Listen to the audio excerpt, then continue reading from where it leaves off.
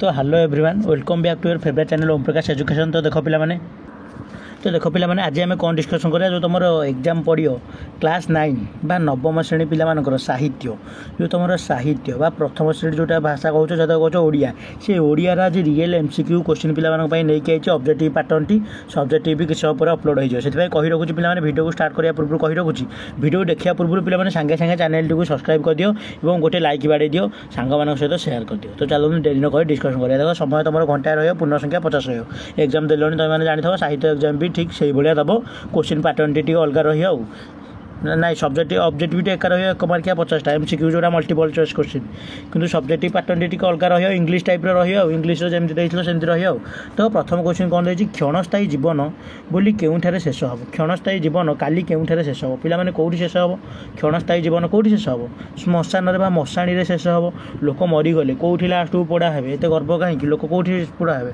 श्मशान पोड़ा हे बुझीपारे ना बुझीपारे तेणुक second number कौन रही कहार डाहाळ कुकुर जातिर गुण कौन पिलाने डाहाळ कुकुर जातिर गुण कौन साहसिकता कौन साहसिकता हूँ ताकर गुण।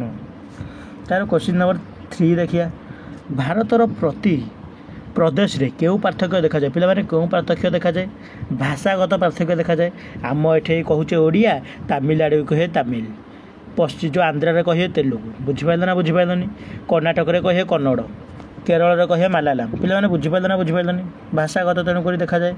तब 4 नंबर देती जो सांस्कृतिक पिलाने सांस्कृतिक देखा जाए कौन दुर्गा पूजा एठे होटे भी दशहरा हो गणेश पूजा होटे भी दशहरा हो धर्मागत भी देखा जाऊनी कारण हिंदू धर्म एठे अच्छी सेठे भी अच्छा व्यवहार एठे जमी सेठे भी सेमती। तब कौन देती जातीयता भाव भद्रक कहार भूमिका पिलाने गुरुत्वपूर्ण जातीयता भाव भद्रक कहार पिलाने भूमिका गुरुत्वपूर्ण पिलाने कहार साहित्यर कहार साहित्यर बा मदर इंडिया लैंग्वेज साहित्य तब देखिए कौन केउं जातिर मूल्य जगत चक्षुरे बढ़िबारे लगी पिलाने केउं जातिर मूल्य जापान टेक्नोलोजी तब जानते जापान टेक्नोलोजी जापान जातिर मूल्य पिलाने जापान लोक एत सचेतन एत भल जे से रास्ता घाट अड़िया करा देवें तो मैंने पढ़ी तो गोटे क्लास 5 कि 6 रे गोटे विषय था जापान सब के जो टेक्नोलोजी के डेभलप होते सुंदर जीवन यापन कर अड़िया तड़िया रास्ता घाट पूरा क्लीन शीघ्र उठिए सब पंचुआल। तापर क्वेश्चन नंबर 6 देखिए सकल दोष त्याग करी केवल गुण गुड़ी को ग्रहण करिया आमे काहाठू शिक्षा लाभ करूँ मैंने काहाठू शिक्षा लाभ करूँ सूर्य माटी वृक्ष आकाश। 6 नंबर क्वेश्चन करेक्ट आंसर कौन है सूर्य ठारू आमे सकल दोष को त्याग करी शिखू। तापर पद्म फूलर शरीर रंग किपरि पिलाने पद्म फूलर शरीर रंग किपरि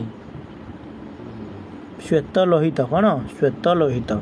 तापर क्वेश्चन नंबर 8 देखिए पद्मर दर्शन रे कविंकर हृदय किपरि जाग्रत हुए पिलाने पुण्य आनंद कौन पुण्य आनंद रे।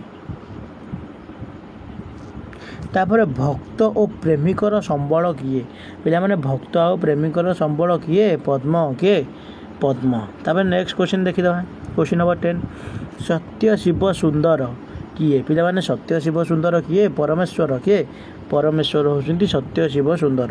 तापर कौन देखिए पद्म सहित प्रियजन मानकर केउं अंग सहित तुलना करा जायछि पद्म सहित प्रियजन मानकर कौन तुलना कराई मुख नयन कौन मुख नयन। तापर देखिए जातीय जीवन प्रतिष्ठित हेले जाति जाति मध्य केउं भाव पिलाने सृष्टि हुए भातृभाव कौन भातृभाव सृष्टि हुए बुझीपाल तो।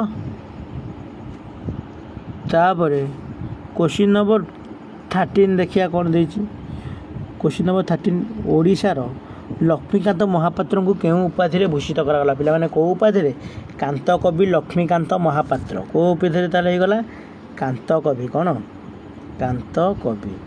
तापर हास्यमयी भावे कवि क्या चित्रित करने क्या आम उत्कल जननी को क्या उत्कल जननी को आम कवि क्या रूपे तुलना कर हास्यमयी। तापर क्वेश्चन नंबर 15 देखिदे उत्कल जननी केश क्या द्वारा सुशोभित कौन क्या द्वारा श्यामल सबुजिमा कौन श्यामल सबुजिमा।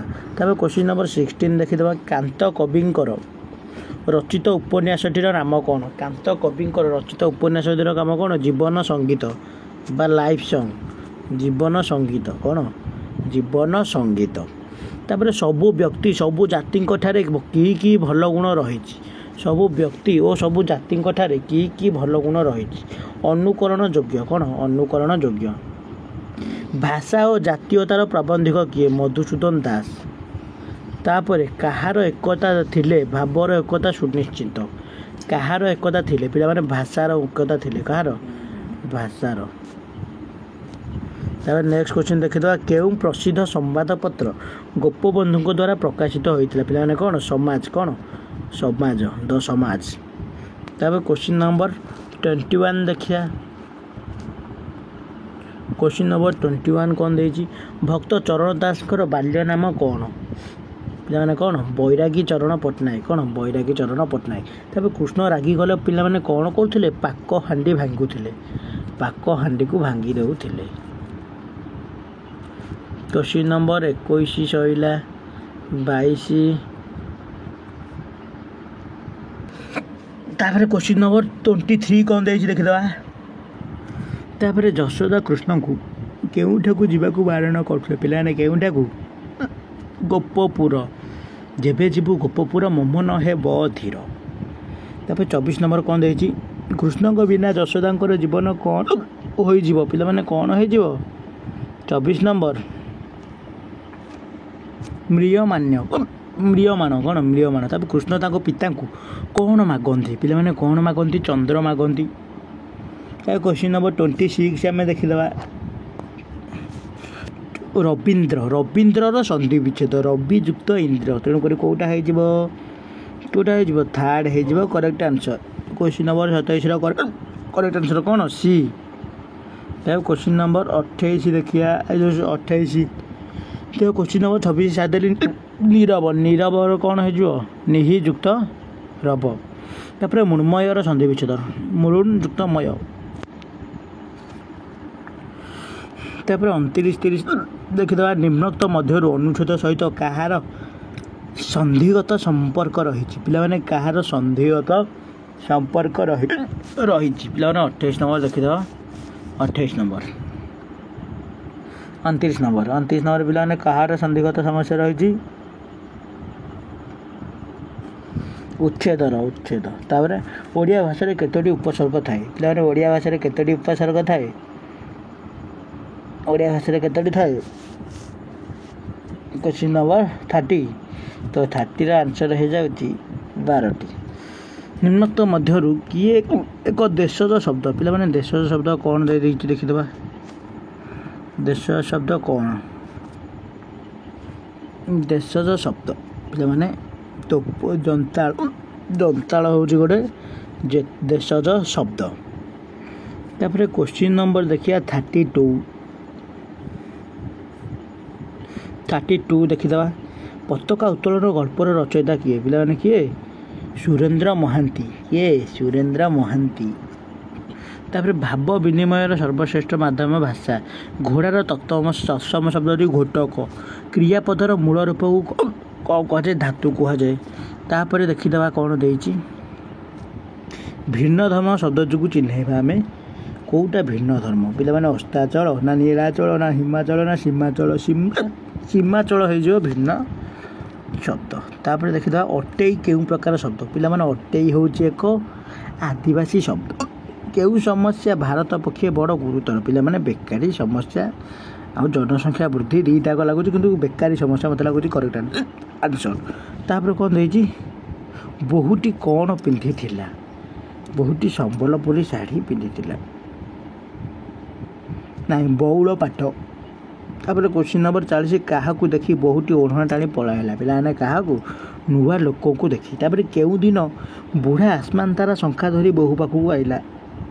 ପହିଲି ରଜ। କ'ଣ? ପହିଲି ରଜରେ। ତାପରେ ଅଙ୍କଲ ଶବ୍ଦଟି କେଉଁ ଭାଷାରୁ ଆସିଛି? ପିଲାମାନେ ଅଙ୍କଲ ଜାଣିଛ ଇଂରାଜୀ ଭାଷାରୁ ଆସିଛି। ତାପରେ କ'ଣ ଦେଖିଦେବା? ପାନ କରିବାର ଇଚ୍ଛା କ'ଣ? ପିପାସା।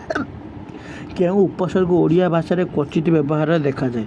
କେଉଁ ଉପସର୍ଗ ଓଡ଼ିଆ ଭାଷାରେ କ୍ୱଚିତ ରୂପେ ଦେଖାଯାଏ? କ୍ୱେଶ୍ଚିନ୍ ନମ୍ବର 44 ପିଲାମାନେ କ'ଣ?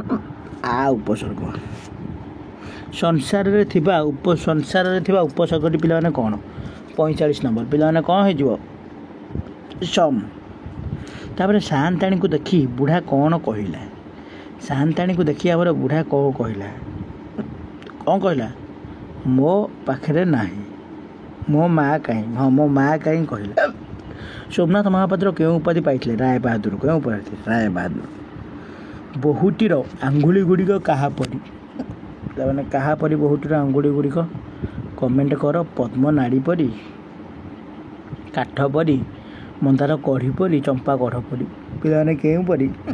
ଚମ୍ପା କଢ଼ ପରି। ତାପରେ ବୋହୂଟିର ବିଧବା ବେଶ ଦେଖି ଅତି ଯତ୍ନରେ ଆଣିଥିବା ଶଙ୍ଖା ମୁଠାକୁ କ'ଣ କଲା? ବାହାରେ କଚାଡ଼ି ଦେଲା। ଏଇ ଯେଉଁ କରେକ୍ଟ ଆନ୍ସର୍। କେଉଁଦିନ ଝିଅ ବୋହୂ ନୂଆ ଶଙ୍ଖା ଶାଢ଼ୀ ପିନ୍ଧନ୍ତି? ପହିଲି ରଜ। କେଉଁଦିନ? ପହିଲି ରଜରେ। ପିଲାମାନେ ଆଶା କରୁଛି ଭିଡ଼ିଓଟି ତୁମ ପାଇଁ ଇମ୍ପୋର୍ଟାଣ୍ଟ ହେବ। କାଲି ଏକ୍ଜାମ୍ ଭଲରେ ହେବ ଏବଂ ଏକ୍ଜାମ୍ ଗୁଡ଼ା ଭଲରେ ହେବ। Best of luck. ଦେଖା ହେବା ଆଉ ଗୋଟେ ଭିଡ଼ିଓରେ। Thank you.